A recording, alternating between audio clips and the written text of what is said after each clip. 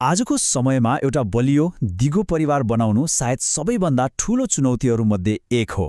आज हामी reverend Lazarus थुलुङको एउटा निकै शक्तिशाली प्रवचनलाई केलाएर हेर्दैछौँ। उहाँले विश्वास र बुद्धिको जगमा एउटा बलियो पारिवारिक विरासत कसरी बनाउन सकिन्छ भनेर गहिरो कुराहरू सिकाउनु भएको छ। ल आउनुहोस् उहाँका मुख्य शिक्षाहरूमा डुबुल्की मानौँ। यो पद भनौँ न हाम्रो आजको पूरै कुराकानीको नक्सा हो। प्रवचनले परिवारलाई एउटा घरको रूपमा हेर्छ, तर यो इँटा र सिमेन्टको घर होइन।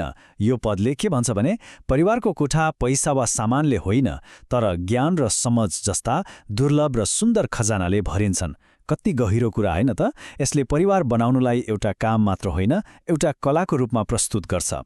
हामी सबैको मनमा एउटा सपनाको घर हुन्छ, होइन र? एउटा खुसी सुरक्षित परिवार।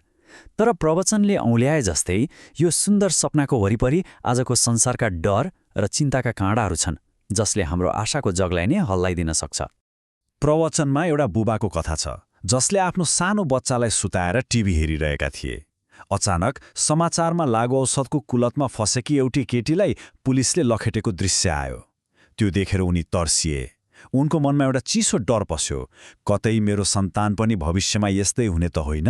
हो, यही डरले नै हामीलाई हाम्रो जिम्मेवारीप्रति गम्भीर बनाउँछ। हो, आजको मुख्य लडाईँ नै यही हो।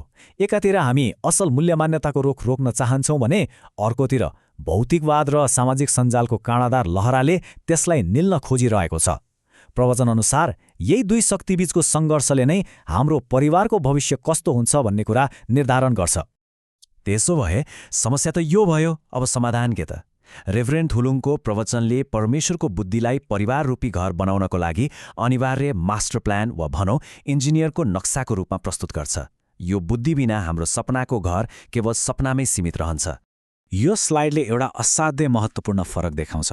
प्रवचनले भन्छ कि संसारले हामीलाई चलाक बन्न सिकाउँछ, अर्थात् कसरी अरूभन्दा अगाडि बढ्ने, कसरी सफल हुने।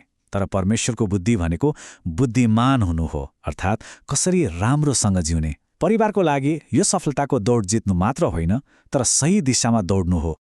रेभ थुलुङले दिनुभएका यी उदाहरणहरूले आजको वास्तविकतालाई छर्लङ्ग पार्छन्, होइन र? 8 वर्षको बच्चाले हजारौं डलर पर्ने जोर्डन जुत्ता खोज्छ, किशोरले ल्याम्बोर्गिनीको सपना देख्छ। यस्तो जटिल दबावहरूलाई सामना गर्न केवल चलाखीले कहाँ पुग्छ र? हामीलाई त गहिरो बुद्धिको खाँचो छ। यो पदले त साँच्चै गम्भीर चेतावनी दिन्छ।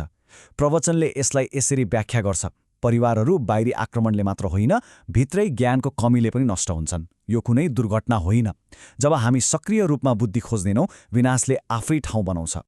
अब हामी के चाहिन्छ बुद्धिबाट कसरी गर्ने भन्नेमा जाँदैछौँ। प्रवचनअनुसार बलियो परिवारको जग केवल राम्रो सोचाइले बस्दैन, तर समय, ध्यान र आत्मिक अनुशासन जस्ता ठोस लगानीले बस्छ। र यो लगानी ब्याङ्क ब्यालेन्समा होइन, मानिसको चरित्रमा गरिन्छ। प्रवचनमा यी 3 व्यवहारिक लगानीहरूमा निकै जोड दिएको छ। पहिलो, आफै उदाहरण बन्ने, जस्तै रेभ थुलुङले आफ्नो अनुभव सुनाउनुभयो। उहाँको बाइबल पढ्ने बानीले नै उहाँको सासूलाई उहाँको चरित्रबारे ढुक्क बनायो। दोस्रो, परिवारसँगै बसेर पढ्ने, जसले साझा मूल्य मान्यता बनाउँछ। र तेस्रो, सँगै प्रार्थना गर्ने, जसले परिवारलाई आत्मिक रूपमा एकै ठाउँमा बाँध्छ। यी सबैले के देखाउँछ भने विरासत भनेर मात्र हुँदैन, गरेर देखाउनु पर्छ। वाह, यो भनाइले लगानीको दृष्टिकोणलाई कति सुन्दर तरिकाले प्रस्तुत गर्छ। धान रोप्नु एक सिजनको लागि हो, तर मानिसमा लगानी गर्नु भनेको त एउटा यस्तो रुख रोप्नु जस्तै हो जसको छाया र फल हाम्रो जीवनकालभन्दा धेरै पछि आउने पुस्ताले पनि पाउनेछन्। हो, यही नै हो साँचो विरासत। प्रवचनमा उल्लेख गरिएको यो तथ्याङ्कले त साँच्चै सोच्न बाध्य बनाउँछ। यसले देखाउँछ कि संस्थाहरूले पनि कसरी भौतिक संरचनालाई मानिसभन्दा बढी प्राथमिकता दिने खतरा हुन्छ। र यही कुरा हाम्रो परिवारमा पनि लागू हुन सक्छ, जहाँ हामी भौतिक आवश्यकता पूरा गर्ने दौडमा आत्मिक लगानीलाई बिर्सन सक्छौँ। अब हामी परिवारको एक निकै महत्त्वपूर्ण पाटो अर्थात् पैसाको बारेमा कुरा गरौँ।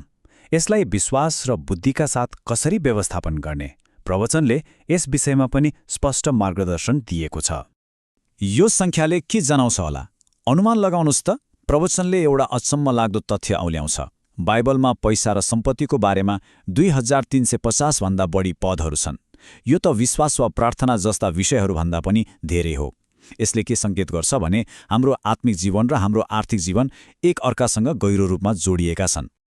प्रवचनले आर्थिक बुद्धिलाई यी 3 स्तम्भहरूमा आधारित गर्दछ।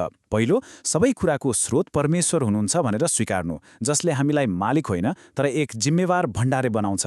दोस्रो, हामीसँग जे छ त्यसमा सन्तुष्टिको अभ्यास गर्नु, जसले हामीलाई लोभबाट बचाउँछ। र तेस्रो, उदारतापूर्वक दिने बानी बसाल्नु, जसले पैसामाथिको हाम्रो पकडलाई तोडिदिन्छ। यी केवल आर्थिक नियमहरू होइनन्, यी त आत्मिक अनुशासन हुन्। यो पास्टर फ्रान्सिस चानको निकै शक्तिशाली कथा हो। उहाँले आफ्नो परिवारको सहमतिमा अफ्रिकामा एउटा विद्यालय बनाउनको लागि आफ्नो ठूलो घर बेच्नुभयो। यो कथाले भौतिक सम्पत्तिभन्दा मानिसमा लगानी गर्नुको सिद्धान्तलाई जीवन्त रूपमा देखाउँछ। यो स्लाइडले 2 फरक बाटो देखाउँछ। एउटा बाटो अरूसँग तुलना गर्ने र कहिल्यै नसकिने दौडको हो। अर्को बाटो आफूसँग जे छ त्यसमा कृतज्ञ हुने र सन्तुष्ट रहने हो। प्रवचनले स्पष्ट पार्छ कि पहिलो बाटोले चिन्ता मात्रै निम्ट्याउँछ भने दोस्रो बाटोले साँचो शान्ति र स्वतन्त्रतातर्फ डोर्याउँछ। अब हामी यो विश्लेषणको निष्कर्षमा आइपुगेका छौँ। हाम्रो अन्तिम लक्ष्य भनेको एउटा यस्तो पारिवारिक विरासत बनाउनु हो जुन हाम्रो जीवनकालभन्दा धेरै पछि पुस्ताउँसम्म रहिरहोस्। प्रवचनले याकुबको पुस्तकबाट यो शक्तिशाली चित्रण प्रयोग गर्दछ। एकातिर दोहोरो मनको मानिस छ जो समुद्रको छाल जस्तै यता र उता फ्याँकिन्छ, कहिल्यै स्थिर नहुने। अर्कोतिर बुद्धिमान निर्माणकर्ता छ जसको जीवन विश्वासको चट्टानमा बनेको घर जस्तै स्थिर र बलियो छ। हामी कुन बन्ने यो छनोटले नै हाम्रो विरासतको प्रकृति निर्धारण गर्छ। हो, यो नै हाम्रो आजको विश्लेषणको सार हो। घर बनाउने जुन रूपकबाट हामीले सुरु गरेका थियौं त्यो अब आफ्नो अन्तिम र सबैभन्दा महत्त्वपूर्ण उद्देश्यमा आइपुगेको छ। एउटा भौतिक संरचना मात्र होइन तर विश्वासमा आधारित एउटा दिगो विरासत निर्माण गर्नु। र अन्तमा यो प्रश्न हामी सबैको लागि मननयोग्य छ। आज हामीले छलफल गरेका सिद्धान्तहरूलाई विचार गर्दा हामी प्रत्येकले आफैलाई सोध्न सक्छौं, हामीले निर्माण गरिरहेको पारिवारिक घरको जग केमा अडिएको छ र यसले भोलिका दिनमा कस्तो विरासत छोडेर जानेछ।